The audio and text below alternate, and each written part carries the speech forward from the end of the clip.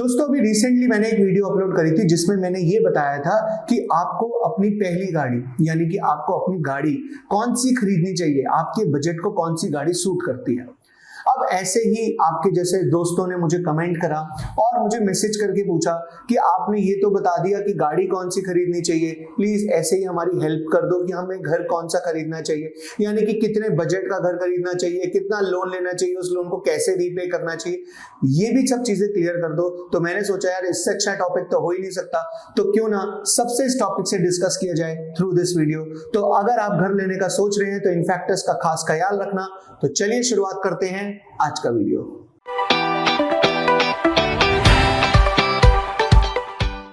नमस्कार दोस्तों, मैं सी रोहित सेठी आपका इस वीडियो में स्वागत करता हूं। दोस्तों आज की इस वीडियो में हम उन फैक्टर्स के बारे में बात करने वाले हैं जो आपको ध्यान में रखने हैं अपना ड्रीम हाउस लेने से पहले, जिसमें से हमारा सबसे पहला फैक्टर ये कहता है कि आपको कितने बजट का घर लेना चाहिए। कितने बजट यानी कि आपको कितना पैसा स्पेंड करना चाहिए घर लेने के लिए।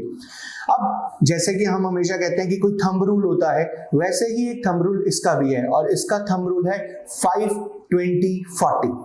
Now what is the meaning of 5? पहले हम बात करते हैं सबसे पहले 5 का मतलब क्या है। 5 का मतलब ये है कि जो भी आपकी एनुअल इनकम है, आपकी सालाना इनकम, उसका 5 टाइम्स आपके घर की कॉस्ट होनी चाहिए। यानी कि आपकी monthly in hand income let say 1 lakh रुपए है तो आपकी साल की इनकम हो गई 12 लाख रुपए और उसका 5 टाइम्स यानी कि 60 लाख रुपए। तो आइडियली देखिए ऊपर नीचे चल जाता है, थोड़ा बहुत ऊपर थोड़ा बहुत नीचे चल जाता है, लेकिन स्टिल आपको इस बात का खास ख्याल रखना है कि आपके घर की जो कॉस्ट है ना, टोटल कॉस्ट का मतलब क्या हुआ, यानी कि स्टैम्प ड्यूटी भी और कोई चार्जेस अगर उस पर लगने हैं तो वो भी, जैसे कि अगर आपने IGL का मीटर लगवाना है या फिर आपने इलेक्ट्रिसिटी का मीटर लगाना है, इन शॉर्ट में ये कहना चाहता हूँ सारे खर्चे मिलाकर टोटल जो आपकी कॉस्ट होनी चाहिए ना, वो आपकी एनुअल इनकम का 5 टाइम्स होनी चाहिए। अब इससे पहले कि मैं आगे 20 और 40 समझाऊं, आपके माइंड में एक डाउट आ गया कि यार 60 लाख में कौन सा घर आएगा। बेसिकली मैं आपको ये कहना चाहता हूं कि ये जो 5 टाइम्स की मैं बात कर रहा हूं ना, ये 5 टाइम्स का मतलब ये है कि आपकी फैमिली इनकम का, फैमिली यानी कि जैसे मैं और मेरी स्पाउस, हम दोनों वर्किंग, ओके, मेरी इनकम 12 लाख, उसकी इनकम 12 लाख, 12 और 12 हो गए 24 लाख। तो अब मैं 24 लाख को 5 से मल्टीप्लाई करूंगा, यानी कि 24 लाख इंटू 5 टोटल 1 करोड़ 20 लाख, तो मेरा बजट 1 करोड़ 20 लाख पहुंच जाएगा। तो बेसिकली आपको अपनी नहीं अपनी फैमिली इनकम देखनी है और आपकी फैमिली इनकम का 5 times should be the cost of your house, right. अब हम मूव करते हैं ये 20 पे।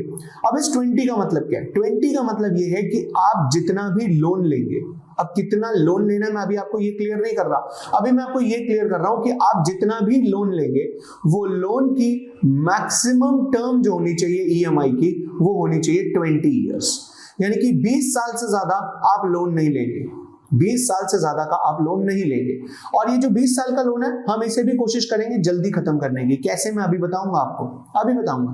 इसके बाद नेक्स्ट जो है वो है 40। Now what is the meaning of this 40? आपकी जो मंथली इनकम आई थी, जो मंथली फैमिली इनकम, हमने पहले क्या लिया था? एनुअल, पूरे साल की। अब मैं बात कर रहा हूं मंथली। तो मंथली आपकी एनुअल इनकम जो होनी चाहिए ना, और मंथली आपकी जो फैमिली इनकम होनी चाहिए, उसका 40% शुड बी द EMI। यानी कि आप जैसे मेरे केस में मेरी इनकम 1 लाख, मेरी स्पाउस की इनकम 1 लाख, टोटल हो गया 2 lakh monthly income. Total monthly income कितनी हो गई? 2 लाख। तो 2 लाख का 40% दैट इज 80,000। तो 80,000 से ज्यादा की EMI नहीं होनी चाहिए। अब यहां पर एक डाउट और आ गया। डाउट क्या आ गया? सर आपने अपनी एक वीडियो में बताया था कि आपको हमेशा 50-30-20 का रूल अप्लाई करना है, यानी कि 50 आपकी नीड्स में जाना चाहिए, 30 आपकी वांट्स में जाना चाहिए एंड 20 आपकी सेविंग्स होनी चाहिए। अब आप ये कहना चाह रहे हो कि मैं 40% EMI भरूं, तो 40% EMI भरने के लिए मैं 50% में से, पूरी नीड में से 40 निकाल दूंगा, तो मेरी नीड के लिए तो सिर्फ 10% बचेगा। तो मैं आपको ये कहना चाहता हूं कि देखो सिंपल सी बात यह है कि घर लेना नीड भी है, घर लेना वांट भी है, डिजायर भी है। भाई घर लेने का मन करता है, सबका करता है। और घर लेना सेविंग भी है, इन्वेस्टमेंट भी है, रियल एस्टेट में आप इन्वेस्ट करने जा रहे हो। तो बेसिकली आप जो 40% निकालोगे उसमें से 20 आप निकालोगे किस में से? अपनी नीड में से। 10 आप निकालोगे अपने किस में से? वॉन्ट्स में से और 10 आप निकालोगे अपनी सेविंग में से। और अगर आप थोड़ा सा और एग्रेसिव चाहते हैं तो एग्रेसिव के केस में आप क्या कर सकते हैं, आप अपनी वॉन्ट्स में से 15 निकाल सकते हैं और अपनी सेविंग में से सिर्फ 5 निकाल सकते हैं। तो सिंपल सा लॉजिक ये है कि आपकी मंथली इनकम जो है उसका 40% से ज्यादा आपकी ईएमआई का अमाउंट नहीं होना चाहिए। तो घर लेने के लिए बजट बनाने से पहले इन 3 बातों का आपको खास ख्याल रखना है।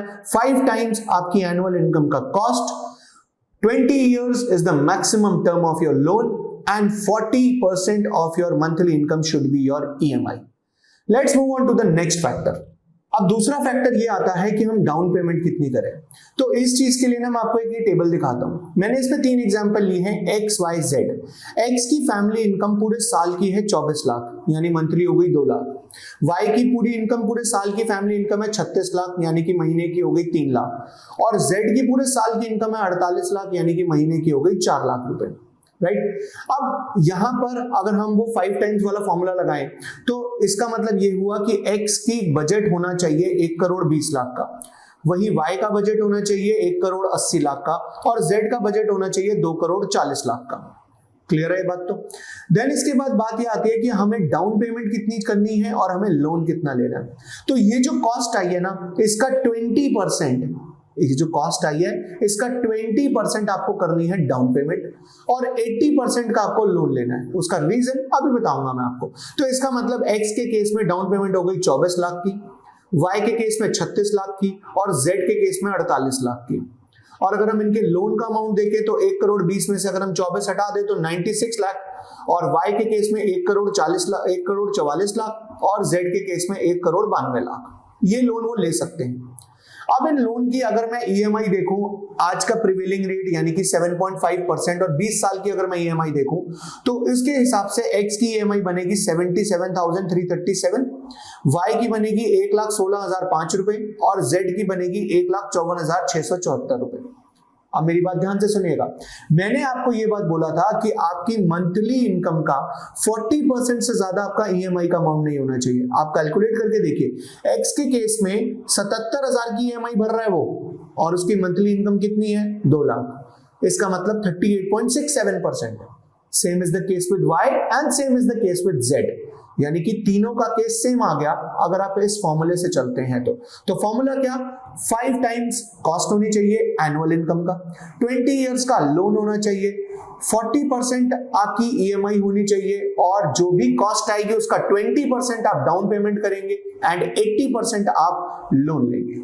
लेकिन अब ये बात आती है 20 साल तक लोन चलाना है, क्या कोई तरीका नहीं है इसे 20 साल से पहले खत्म करने का? यस, एक क्रैक है, उस क्रैक के बारे में बात करते हैं, यानी कि अपना तीसरा फैक्टर। सो इस फैक्टर में हमने क्या करना है, हमने अपने 20 साल के लोन को एज सून एज पॉसिबल खत्म करना है।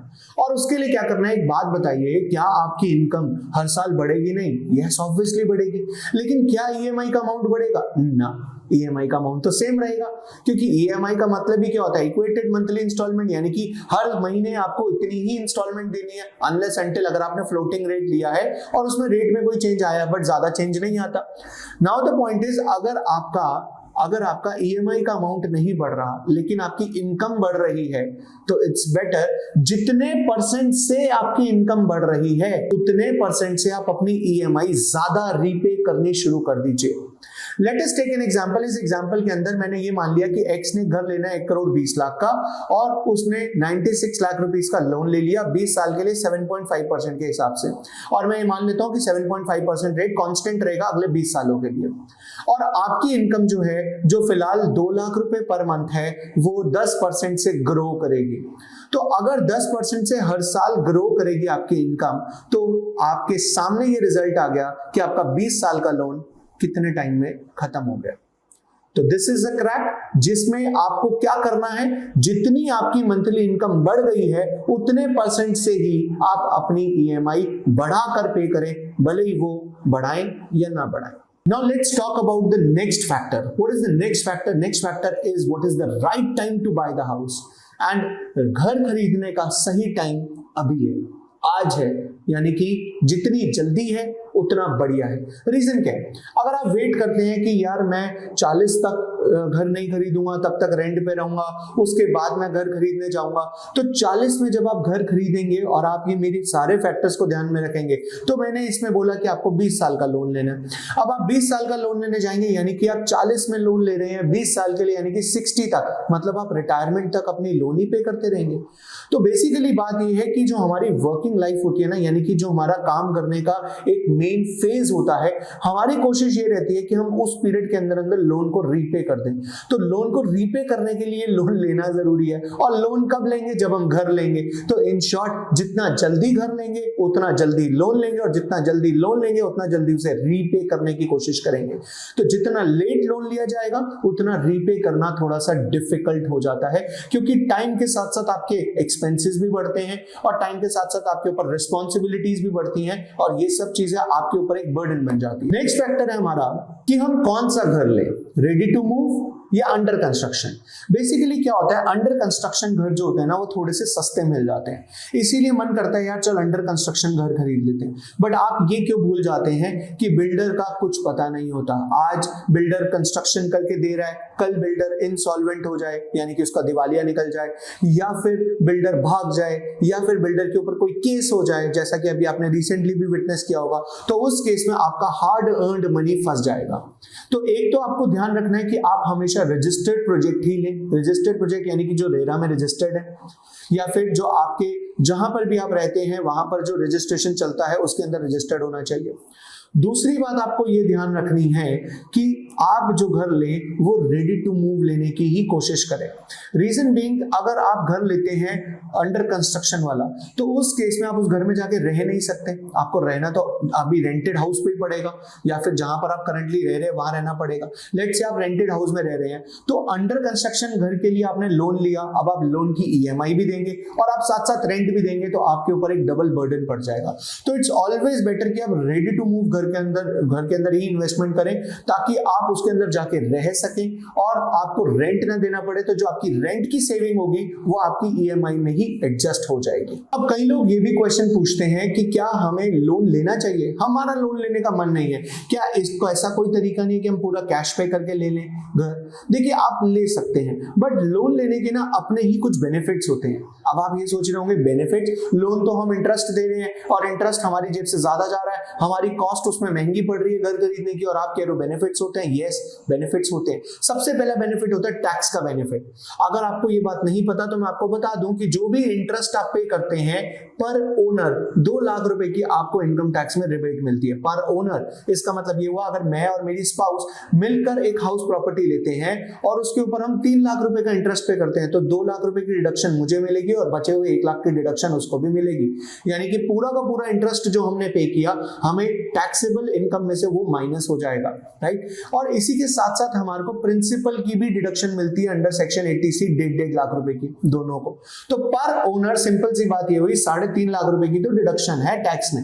तो सबसे पहला लोन लेने का बेनिफिट यही है कि 3.5 लाख रुपए की टैक्स डिडक्शन मिल जाती है।